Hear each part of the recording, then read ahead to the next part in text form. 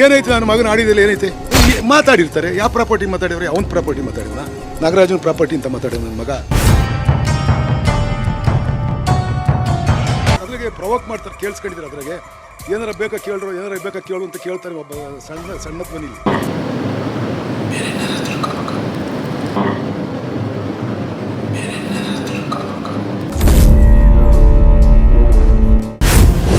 ಗುಬ್ಬಿ ಶಾಸಕ ವಾಸಣ್ಣ ಹಾಗೂ ಪುತ್ರನ ಮೇಲೆ ಹನಿ ಟ್ರ್ಯಾಪ್ ಆರೋಪ.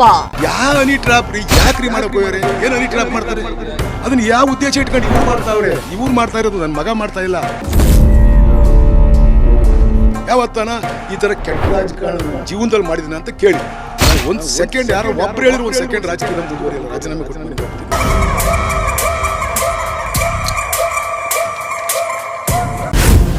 ಚಿಲ್ಲರೆಗಳ ಆರೋಪಗಳಿಗೆ ನಾನು ರಿಯಾಕ್ಟ್ ಮಾಡಲ್ಲ ಎಂದ ವಾಸಣ್ಣ. ಯಾವ ಚಿಲ್ಲರೆಗಳು ಹೇಳಿದ್ಕೆಲ್ಲ ಬಂದಂತ ಕೇಳ್ತೀರಿ. ರಾಜಕೀಯ ಪಕ್ಷದ ಮುಖಂಡನಾಗ್ಬಿಟ್ಟು ಈ ತರ ಚಿಲ್ಲರೆ ತರ ಎಲ್ಲ ಸ್ಟೇಟ್ಮೆಂಟ್ ಕೊಡಬಾರ್ದು.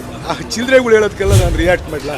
ಗುಬ್ಬಿ ಜೆಡಿಎಸ್ ಅಭ್ಯರ್ಥಿ ನಾಗರಾಜು ವಿರುದ್ಧ ಹನಿ ಟ್ರ್ಯಾಪ್ ಸಂಚು ರೂಪಿಸುತ್ತಿದ್ದಾರೆ ಎಂದು ಗುಬ್ಬಿ ಶಾಸಕ ವಾಸಣ್ಣ ಹಾಗೂ ಅವರ ಪುತ್ರ ದುಷ್ಯಂತ್ ವಿರುದ್ಧ ಗಂಭೀರ ಆರೋಪ ಕೇಳಿಬಂದಿತ್ತು. ತುಮಕೂರು ಜಿಲ್ಲಾ ಜೆಡಿಎಸ್ ಕಚೇರಿಯಲ್ಲಿ ಸುದ್ದಿಗೋಷ್ಠಿಯನ್ನ ನಡೆಸಿ ಸ್ವತಃ ನಾಗರಾಜು ಹಾಗೂ ಜೆಡಿಎಸ್ ಮುಖಂಡರು ಗುಬ್ಬಿ ಶಾಸಕರ ಮೇಲೆ ಆಡಿಯೋ ಸಮೇತ ಗಂಭೀರ ಆರೋಪ ಮಾಡಿದ್ರು.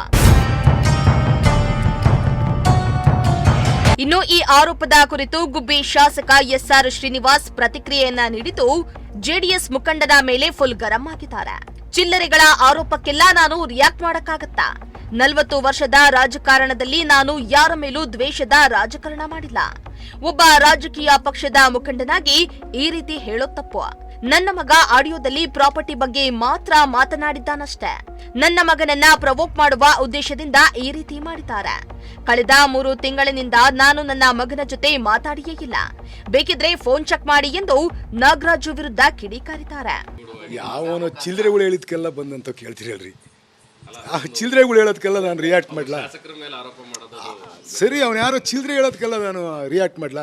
ನಂದು 30 ವರ್ಷ ಹಿಂದೆ ನಮ್ಮ ಅಪ್ಪನ ಜೊತೆ ದುಡಿದಿದ್ದು 10-15 ವರ್ಷ, 40 ವರ್ಷದ ರಾಜಕೀಯ ಜೀವನದಲ್ಲಿ ಒಂದೇ ಒಂದು ದಿವಸ ಒಬ್ಬರ ಮೇಲೆ ದ್ವೇಷದ ರಾಜಕಾರಣ ಮಾಡಿದ್ದೇ ಆಗಲಿ, ಇನ್ನು ಒಬ್ಬರ ಮೇಲೆ ಏನಾದರೂ ಕೆಟ್ಟದಾಗಿ ನಡ್ಕೊಂಡಿರೋದೇ ಆಗಲಿ, ಇಡೀ ತಾಲೂಕಲ್ಲಿ ಮತದಾರನ ಬಿಟ್ಟು ಕೇಳ್ಕೊಂಬಂದು ಇಲ್ಲ ನನ್ನ ವಿರುದ್ಧ ನಿಂತಿದ್ರಲ್ಲ, ಈ ದಿಲೀಪ್ನೇ ನಿಂತಿದ್ರು. ದಿಲೀಪ್ ಅಂತ 2 ಸಾರಿ ನಿಂತು ಸೋತವ್ರು, ಅವ್ರನ್ನೇ ಕೇಳಿ.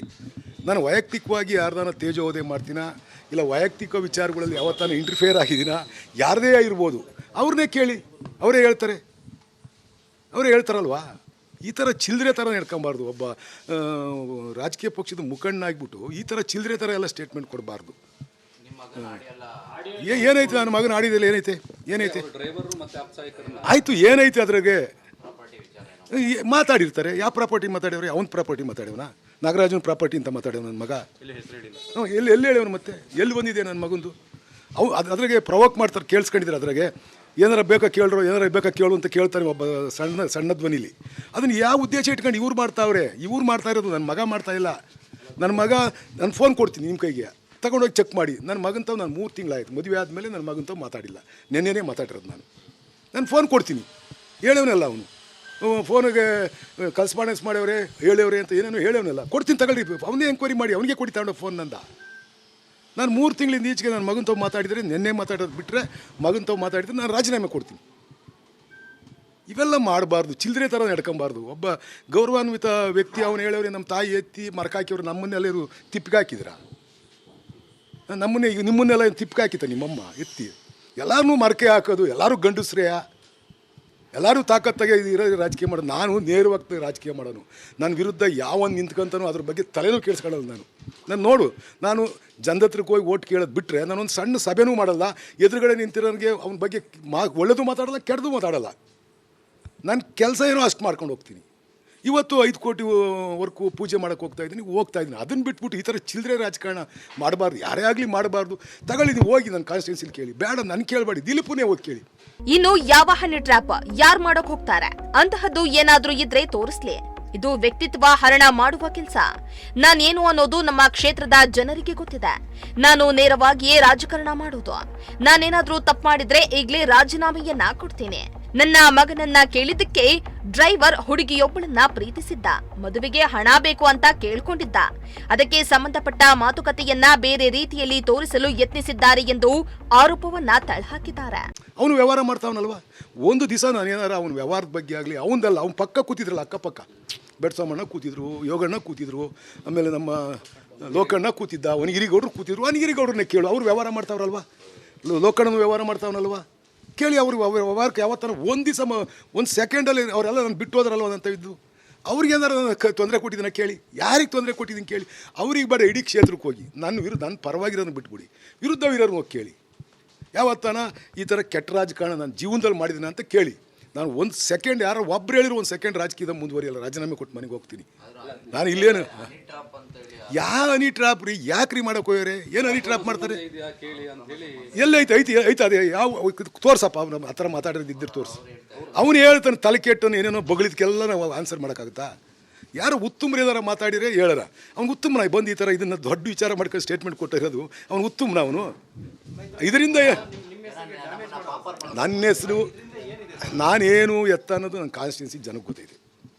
ನಾನು ಬೆಳಿಗ್ಗೆ ಎದ್ದು ಅವ್ರ ಜೊತೆಲೇ ಇರ್ತೀನಿ ನಿರಂತರ 24/7. ಯಾವನಾರ MLA ಕಾನ್ಸ್ಟಿಟ್ಯೂನ್ಸಿಗೆ ಹೋಗ್ತಾನೆ ಅಂದರೆ ಅದು ನಾನೇ ಅಂತ ನಾನು ಅಂದ್ಕೊಂಡಿದ್ದೀನಿ. ಬೇರೆಯವ್ರು ಹೆಂಗೆ ಮಾಡ್ಕೊಂತಾರೋ ಗೊತ್ತಿಲ್ಲ ನನಗೆ.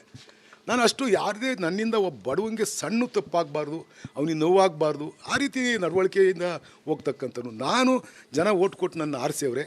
ನನ್ನ ನಡತೆಯಿಂದ ನನ್ನ ಕಾನ್ಸ್ಟಿಟ್ಯೂನ್ಸಿ ಜನಕ್ಕೆ ಯಾವತ್ತೂ ಅಗೌರವ ಆಗಬಾರ್ದು, ಗೌರವ ಸಿಗಬೇಕು. ನಾನು ಒಬ್ಬ ಒಳ್ಳೆ ವ್ಯಕ್ತಿ ಓಟ್ ಹಾಕಿದ್ದೀವಿ ಅನ್ನೋ ಭಾವನೆ ನನ್ನ ಕಾನ್ಸ್ಟಿಟ್ಯೂನ್ಸಿ ಜನಕ್ಕೆ ಬರಬೇಕು ಅನ್ನೋ ರೀತಿಯಲ್ಲಿ ನಾನು ನಡ್ಕೊತಾ ಇರ್ತಕ್ಕಂಥ. ಗೊತ್ತಿಲ್ಲ ಯಾವನು ಏನು ಮಾಡ್ಕೊಂಡ್ರು ನಾನು ಅದಕ್ಕೆಲ್ಲ ಏನು ತಲೆ ಕೆಡ್ಸ್ಕೊಳಕ್ಕೆ ಹೋಗಲ್ಲ.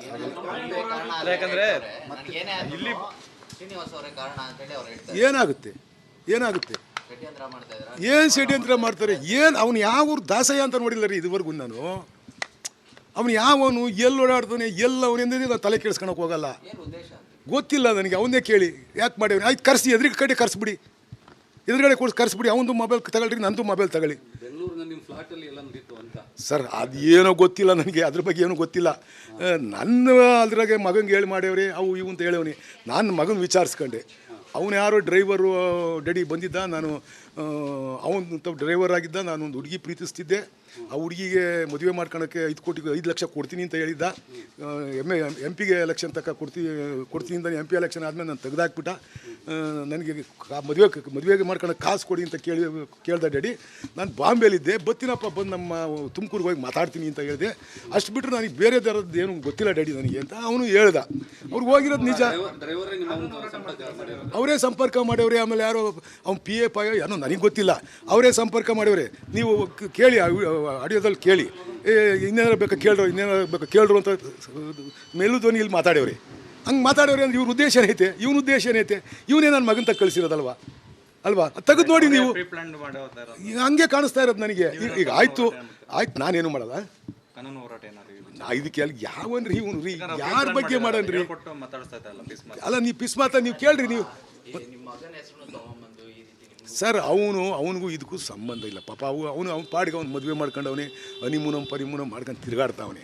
ನಾವು ಅವನಿಗೆ ಡಿಸ್ಟರ್ಬ್ ಮಾಡಬಾರ್ದು ಅಂತ ಹೇಳ್ಬಿಟ್ಟು ನಾನು 3 ತಿಂಗಳಿಂದ ಒಂದು ಫೋನ್ ಹಾಕಿಲ್ಲ. ನೆನೆನೇ ಅವ್ನು ಫೋನ್ ಹಾಕಿರೋದು. ನನಗೆ ಅವ್ನು ಸಿಕ್ಕೇ ಇಲ್ಲ. ಮಾಡಬಾರ್ದು, ಈ ಥರ ಎಲ್ಲ ಮಾಡಬಾರ್ದು. ರಾಜಕೀಯ ಮಾಡಲಿ, ಅವನೇ ಹೇಳವನೆಲ್ಲ ನೇರವಾಗಿ ಎದುರಿಸ್ತೀನಿ, ನಾನು ಹೊಡೋಗ್ಬಿಡ್ತೀನಿ, ನಾನು ಕದ್ದು ತಿರುಗ್ತಾ ಇದ್ದೀನಿ, ಅವ್ನು ಅಲ್ಲಿ ಬತ್ತಾವನೇ ಕದ್ದು ಹೋಗ್ತಾ ಇದ್ದೀನಿ. ನಾನು ಇಂಥವ್ರನ್ನೆಲ್ಲ 8 ಜನ ನೋಡಿದ್ದೀನಿ ನಾನು ರೀ, ಇಂಥವ್ರನ್ನೆಲ್ಲ 8 ಜನ ನೋಡಿದ್ದೀನಿ. ಮಾಡಲಿ, ಪ್ರಜಾಪ್ರಭುತ್ವ ವ್ಯವಸ್ಥೆಯಲ್ಲಿ ನಮಗೆ ಅಧಿಕಾರ ಕೊಡ್ತಕ್ಕಂಥವರು ಜನ. ಒಟ್ನಲ್ಲಿ ತುಮಕೂರು ರಾಜಕೀಯದಲ್ಲಿ ಇದೀಗ ಹನಿ ಟ್ರ್ಯಾಪ್ ಸಂಚಲನ ದೊಡ್ಡ ಮಟ್ಟದಲ್ಲಿ ಸಂಚಲನ ಸೃಷ್ಟಿಸಿದ್ದು, ಗುಬ್ಬಿ ಶ್ರೀನಿವಾಸ್ ಈ ಆರೋಪವನ್ನ ತಳ್ಳಹಾಕಿದ್ದು, ಈ ಹನಿ ಟ್ರ್ಯಾಪ್ ಪ್ರಕರಣ ಮಧ್ಯಾವ ತಿರುವನ್ನ ಪಡೆದುಕೊಳ್ಳುತ್ತೆ ಅನ್ನೋದನ್ನ ಕಾದು ನೋಡಬೇಕಾಗಿದೆ. Bureau report, Prajashakti TV, Tumakuru.